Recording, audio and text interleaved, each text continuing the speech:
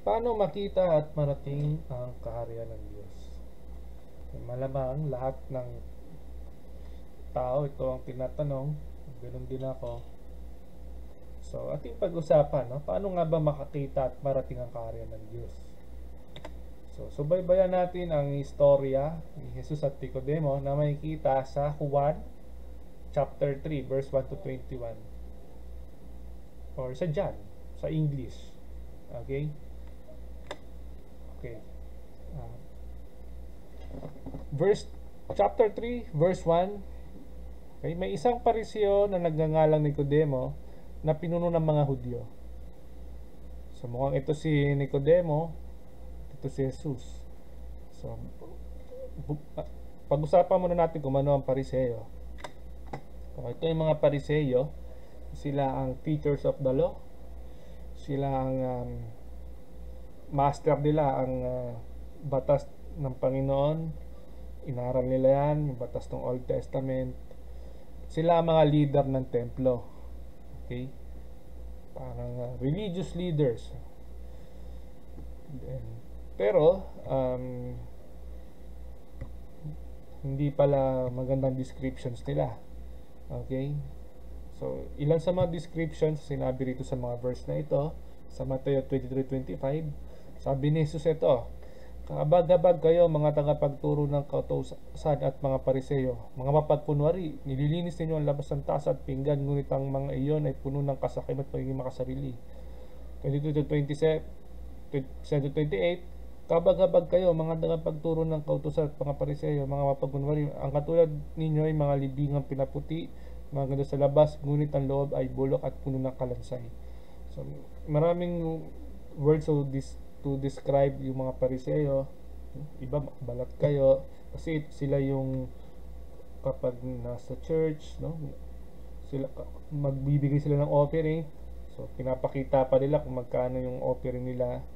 Then kapag nananalangin sila, gusto nila nakikita sila ng maraming tao. So marami pang description, no, na makikita sa Bible kung ano sila. Okay, balik tayo sa kwento. Okay, may isang pariseo na nagngangalang Nicodemo na pinuno ng mga Hudyo. Isang gabi pumunta siya kay Jesus at sinabi, Rabbi or teacher, nalalaman po namin kayo'y isang tagapagturong mula sa Diyos, sapagkat walang makakagawa ng mga himalang ginagawa ninyo kung wala sa inyo ang Diyos. Dahil ng mga time na ito, nagpapakilala si Jesus na siya ang anak ng Diyos, na siya ang magagamit siya ng mga mirakulo para maraming manampalataya sa Kanya at maniwala sa Kanya. Mga teachings, mga turo niya. Okay. Tandaan mo ang sinasabi kong ito, malibang ipanganak na muli ang isang tao, hindi niya makikita paghahari ng Diyos. Sinagot na kagad, di pa nagtatanong si Nicodemo, sinagot na kagad ni Jesus. Kailangan daw maipanganak muli ang isang tao para makita paghahari ng Diyos. Okay. Paano maipapanganak pang muli ang isang taong matanda na? Nakakapasok pa ba siya sa sinapupunan ng kanyang ina para muling ipanganak? Tanong ni Nicodemo. Sagot naman ni Jesus, tandaan mo ang sinasabi kong ito, malibang ang isang tao ay ipanganak sa pamamagitan ng tubig at ng espiritu, hindi siya makakapasok sa kaharian ng Diyos. Okay, mamaya balikan natin, ipanganak sa pamamagitan ng tubig at ng espiritu. Okay. Verse 6, ang taong ipinanganak sa laman ay laman at ang ipinanganak sa espiritu ay espiritu. Huwag kang magtaka sa sinabi ko sa iyo, kayong lahat ay kailangang pinanganak muli. Okay. Then verse 8, umiihip ang hangin kung saan ito nais at naririnig mo ang ugong na ito, ngunit hindi mo alam kung saan nanggagaling at kung saan pupunta. Ganon din bawat ipinanganak sa espiritu. Okay. So, may sinabi sa verse 5 na tubig at ng espiritu. May papanganak ka muli sa pamamagitan nun. Okay? So, dito muna tayo sa espiritu. So, sabi sa verse 8, umiihip ang hangin kung saan. So, ganun ang espiritu, ang banal na, ang Holy Spirit.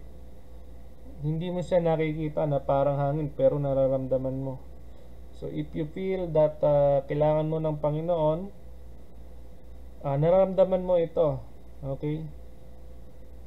O, ibig sabihin, nagwo-work ang Holy Spirit sa'yo. So, ina-allowed mo or naniniwala ka sa Panginoong Jesucristo. Nararamdaman mo ang banal na espiritu. So, ang tubig naman na sinabi sa verse 5, no? Ito ang sumisimbolo ng cleansing o paglinis, lalo na sa tradisyon ng mga Hudyo. Bago sila kumain ay naglilinis muna sila, naghuhugas muna sila ng paa at ng kamay sa pamamagitan ng tubig. So, itong tubig din hindi po bautismo or ano mang itawag doon. Ang tubig ang sumisimbolo po sa paglinis. Okay? So, yun po. So, ang espiritu, tag dito ay spiritual birth. Sa espiritu, hindi physical birth. Ayan.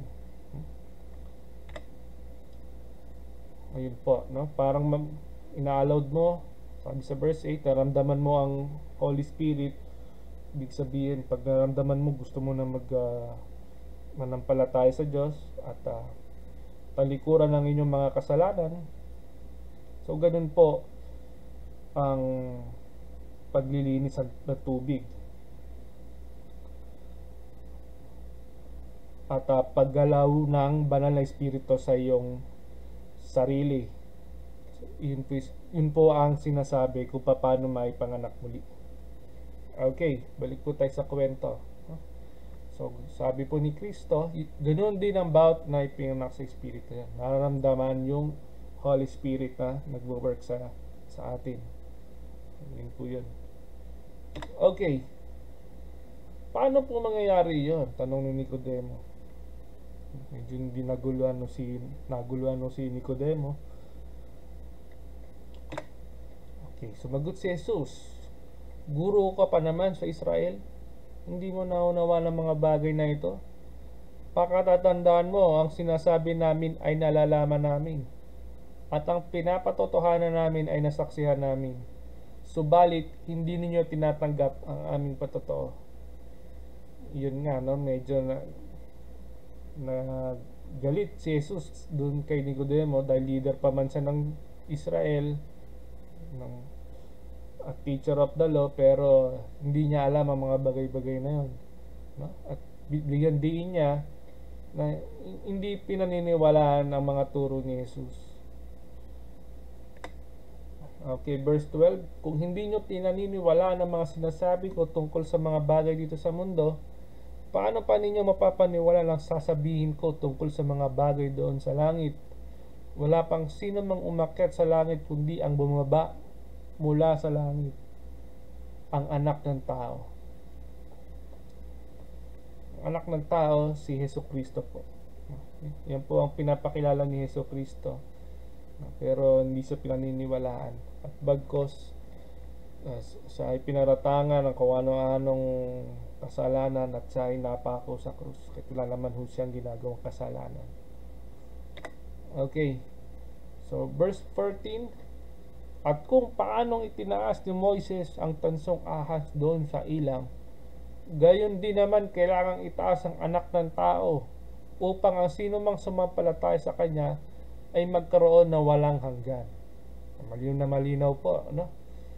So, pag-aralan natin itong tansong ahas, no? Ito ang ginamit ni Jesus, ang istorya ni Moises, dahil ito ay master na master, alam na alam ng mga Pariseyo. Okay. Sabi sa Bilang 21 verse 4 to 9, o sa English, Numbers, no? Ang istorya nito is pinakawala ng Panginoon ang mga bihag sa Ehipto, sa sa pamamagitan ni Moises. At yun, habang naglalakbay sila papuntang promised land na ibinigay ng Panginoon para sa mga Israelita, ay gumagawa ng mga hindi magaganda itong mga Israelita, at yung iba mga pasaway nagrereklamo sa Diyos habang naglalakbay sila. Okay, dahil sa nagalit ang Panginoon sa mga pasaway na Israelita, so pinadalan sila ng mga ahas at kinagat ang mga Israelita. Okay, so basahin natin ang verse 7. Kaya lumapit sila kay Moises, sinabi nila, nagkasala kami kay Yahweh at sa iyo. Ipanalangin mo kami na kanyang paalisin ng mga ahas na ito. Nanalangin nga si Moises para sa Israel. Ito ang sagot sa kanya ni Yahweh. Gumawa ka ng isang ahas na tanso. Ilagay mo iyon sa dulo ng isang mahabang kahoy. Sino mang natuklaw ng ahas at tumingin doon ay hindi mamamatay. Ganoon nga ang ginawa ni Moises, kaya lahat ng natuklaw na ahas ay tumingin sa ahas na tanso at hindi nga namatay. So yun po ay sinasabi doon sa verse 15. Upang sino mang sumampalatay sa kanya magkaroon ng buhay na walang hanggan. Gayon din naman, kailangan itaas ang anak ng tao. So, si Jesus ang sumisimbolo nitong tansong ahas na ito. Kung sino man ang tumingin sa kanya, ang maniwala at manampalatay sa kanya, ay gagaling, hindi mamamatay. Okay? So, sa picture na ito, ipinakita ng Panginoon ang galit niya sa kasalanan. At makikita mo rin ang mga taong ito ay nagsisi sa kanilang ginawang kasalanan kay Yahweh, no? Sabi rito, nagkasala kami kay Yahweh at sa iyo. So nakita ang pagsisisi ng mga tao na ito. At naawa ang Panginoon, pinagawa ng Panginoon si Moises ng asa tanso. Kung sino man ang tumingin dito ay gagaling. Okay, balik tayo. Verse 16, sapagkat gayon na lamang ang pag-ibig ng Diyos sa sangkatauhan, at ibinigay niya ang kanyang kaisa-isang anak, upang sino mang sumampalatay sa kanya ay hindi mapahamak, kundi magkaroon ng buhay na walang hanggan. So ang kaisa-isang anak ng Diyos, saang umako ng ating kasalanan, dapat tayo ang ipapako at pamatay sa krus, pero si Kristo ang namatay para sa ating mga tao. Then, verse 17, isinugo ng Diyos ang kanyang anak, hindi upang hatulan ng parusa ang sanlibutan, kundi upang iligtas ito sa pamamagitan niya. Okay, no? So, yun nga po, naligtas tayo. Tinubos na tayo sa kasalanan. At nabuhay si Kristo 3 days ng pagkakapako niya. So, verse 19, ganito ang paghatol ng Diyos. Naparito sa sanlibutan ng ilaw, ngunit inibig pa ng mga tao ang dilim kaysa liwanag, sapagkat masasama ang kanilang mga gawa. Okay. Sabi pa ni Jesus, hindi nahatulan ng parusa ang sumasampalataya sa anak. Ngunit, hinatulan na ang hindi sumasampalataya, sapagkat hindi siya sumasampalataya sa kaisa-isang anak ng Diyos. Okay? So, si Kristo ang naging daan upang tayo ay makarating sa kaharian ng Diyos. Ngayon na malinaw po sa verse na ito, no? Na hindi hinahatulan ng parusa ang sumasampalataya sa anak, pero nahatulan na yung mga hindi sumasampalataya. Okay, sa verse 20, kinasusuklaman ng mga gumagawa ng masama ang ilaw, ni hindi lumalapit dito upang hindi mahayag ang kanilang mga gawa. At last verse 21, ngunit ang namumuhay ayon sa katotohanan ay lumalapit sa ilaw upang maihayag na ang mga ginagawa niya ay pagsunod sa Diyos. Yun po.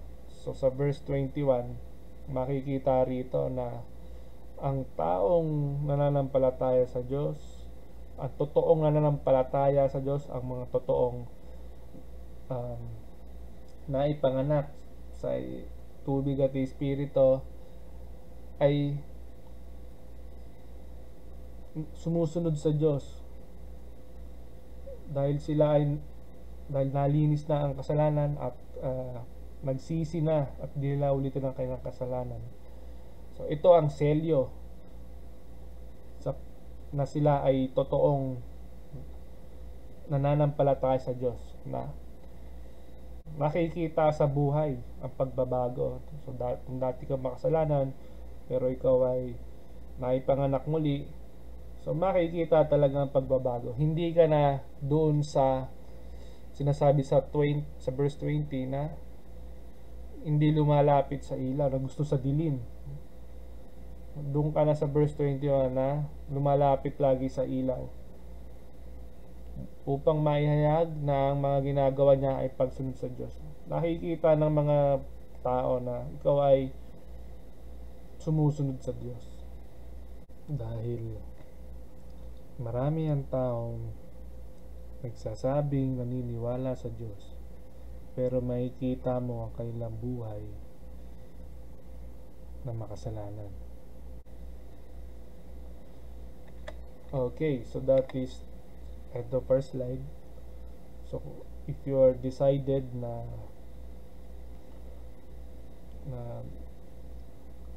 may panganak muli, no? Kailangan pagharian, tanggapin natin ang Panginoong Hesukristo bilang ang Panginoon at iyong sariling tagapagligtas. At yun nga, dahil may panganak muli, so lahat ng mga kasalanan ay pagsisisihan natin, hindi natin ito ulitin pa ulit, at sisikapin natin lumago sa salita ng Diyos at pag-aralan ito, lumago sa kanyang salita. Okay, so sabihin niyo ako sa aking panalangin. Panginoong Hesukristo na makapangyarihan sa lahat, marami pong salamat sa awa niyo sa aming mga makasalanan. Salamat din po at binigyan niyo po kami ng tsansang makapunta sa inyong kaharian. Patawarin niyo po ako sa mga lahat ng ginawa kong kasalanan, at ito pong lahat ay aking pinagsisisihan at aking tatalikuran na lahat ng mga ito. Pinapapasok ko po kayo sa aking buhay upang maging Panginoon sa iyong nagapagligtas. Pagharian niyo po ang aking buhay at ako po ay nangangako na susunod sa inyong gawain. Marami pong salamat uli sa pagligtas po sa akin. Sa pangalan ni Jesus, Amen. Sa araw na ito, tandaan mo tong oras at panahon na ito, ikaw ay tumalikod sa iyong dating mga maling ginagawa, sa iyong mga dating ginagawang kasalanan, at sa oras na ito, si Jesucristo na ang iyong Panginoon at sariling tagapagligtas. So kailangan nating lumago sa kanyang salita sa pamamagitan ng pagbabasa, no? Communication, kailangan natin ma-build up ang relationship sa Panginoon. So sa pagbabasa, no?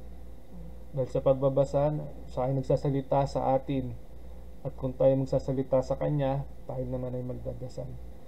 So paano nga babasahin ng Bible? So ang ginagawa ko, so hindi magsisimula ako sa from the cover, sa Genesis, or kung gusto mo sa New Testament naman, sa Matthew. So ganoon lang po kasimple basahin ng Bible. Basahin po natin at para maintindihan natin ang sinasabi ng Panginoon sa atin. Okay, at kung may tanong pa kayo at kung gusto nyo sumali sa Bible study, online Bible study, paki-PM lang po ako dun sa Facebook. Ang pangalan ko po nandyan po, Joshua Malahito, PM nyo na lang po ako. So, abangan nyo pa po yung iba kong gagawing video para mas malinawan pa at lumago pa tayo sa pananampalataya sa Panginoon. Paki-like and share na rin para makita rin natin kamag-anak yung mga gusto nating makatanggap din sa Panginoong Hesus Kristo. Okay, so thank you very much.